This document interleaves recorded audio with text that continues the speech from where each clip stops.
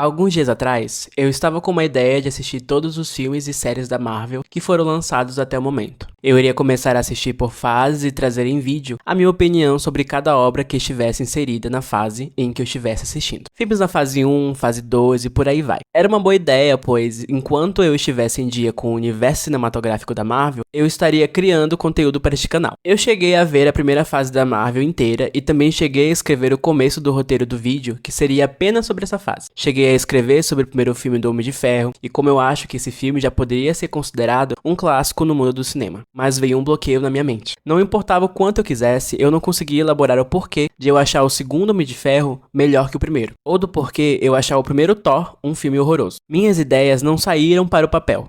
Não importava o que eu fizesse. Eu até pensei em sentar de novo em uma cadeira e assistir novamente os filmes da primeira fase da Marvel para ver se eu conseguia extrair alguma coisa da minha mente, mas eu não estava muito afim. Em um dia normal, como qualquer outro, eu fui reler a introdução que eu havia escrito para o vídeo sobre a primeira fase da Marvel. A primeira linha diz o seguinte: eu tive essa ideia de vídeo pois eu não havia assistido os filmes da Marvel de verdade. Nesse vídeo, eu decidi não falar só sobre a Marvel, mas sobre o meu relacionamento com ela. O meu nome é Gustavo e sejam bem-vindos ao canal Vislumbres.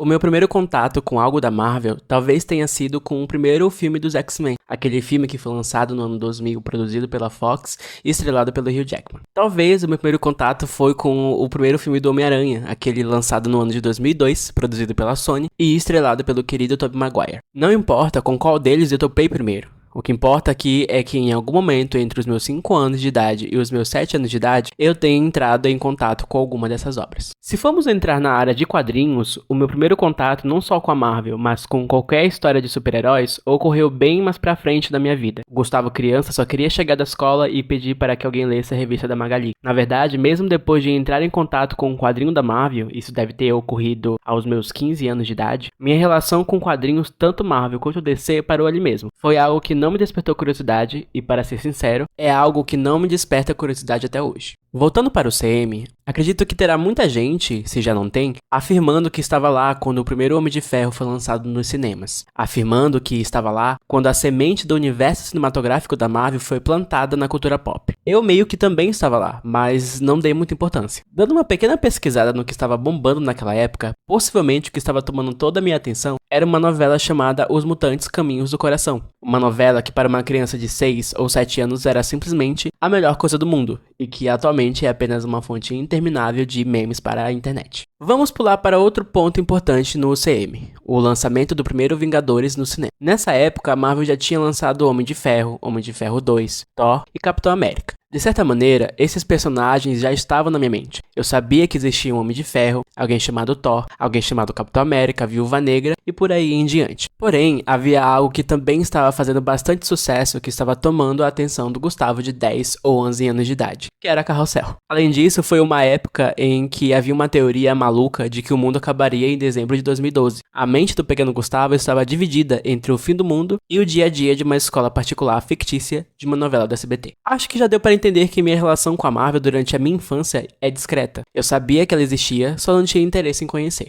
Vamos pular para outro momento. Eu vou poupar vocês de detalhar a fase da minha adolescência e resumir ela. Pelo menos até os meus 16 ou 17 anos, a Marvel continuou aumentando o catálogo de seus filmes e eu percebia que as pessoas que consumiam os filmes só cresciam. Meu pai assistia os filmes da Marvel, meu irmão assistia, os amigos do meu irmão assistiam e por aí vai. Por ter tanta gente ao meu redor que já estava inserida nesse universo, eu acabei internalizando alguns conceitos. Eu, inconscientemente, sabia que existia tais joias do infinito. Sabia quase o nome e um pouco da história de alguns personagens. Eu sabia quase tudo apenas ouvindo pessoas comentando sobre a mesma coisa o tempo inteiro. Nessa época, apesar de estar exposto a tanta informação sobre a Marvel, eu estava interessado em animações japonesas. Aos meus 16 ou 17 anos, eu estava mergulhando no mundo dos animes, mas isso é algo que eu posso contar em outro vídeo. Agora chegamos no ponto em que eu considero até o momento o ápice da Marvel, que foi o lançamento de Vingadores Guerra Infinita e Vingadores Ultimato nos cinemas. Eu digo que foi o ápice, pois, na minha opinião, foram os dois filmes que conseguiram trazer muita gente para as salas de cinema.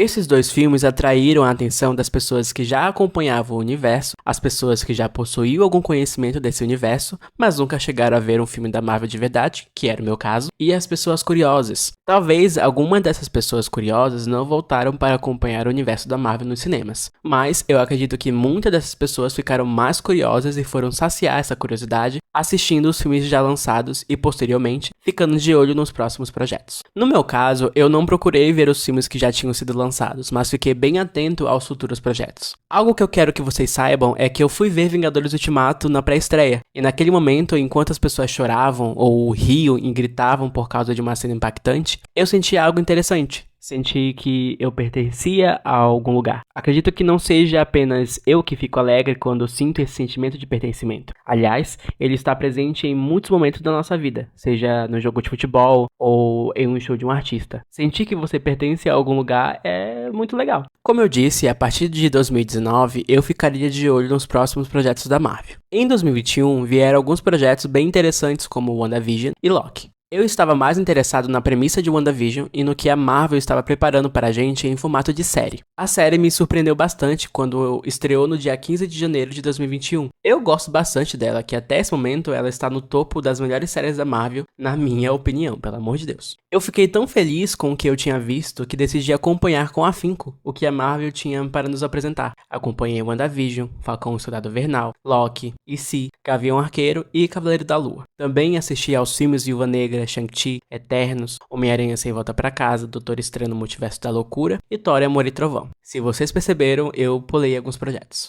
Depois do lançamento de O Cavaleiro da Lua, eu dei uma parada em acompanhar a Marvel. Enquanto eu estava escrevendo esse roteiro, talvez eu tenha encontrado a resposta do meu desinteresse por esse universo atualmente. Apenas em 2021, a Marvel lançou 5 séries e 4 filmes, 9 projetos no mesmo ano. Em 2022, a Marvel lançou 6 projetos para a Disney Plus e 3 filmes para o cinema, totalizando 9 projetos. E para esse ano de 2023, a Marvel pretende lançar mais 6 projetos para o Disney Plus e mais 3 filmes para o cinema, totalizando novamente 9 projetos em apenas um ano. Para quem assistiu tudo da Marvel durante esses 3 anos e não se sente enjoado da Marvel, eu só tenho que bater palmas pra você, porque eu, Gustavo, enjoei depois de 9 projetos. Se você colocar os números na ponta do lápis, a Marvel fez em 10 ou 11 anos 31 projetos. Agora ela fez em 3 anos 27 projetos. É muita coisa em um espaço tão curto de tempo. É tanta coisa que antes de escrever esse roteiro, eu achava que de WandaVision até o Gavião Arqueiro, eles tinham lançado isso tudo em pelo menos 2 anos. Me espantou quando eu percebi que vi 9 projetos da Marvel em apenas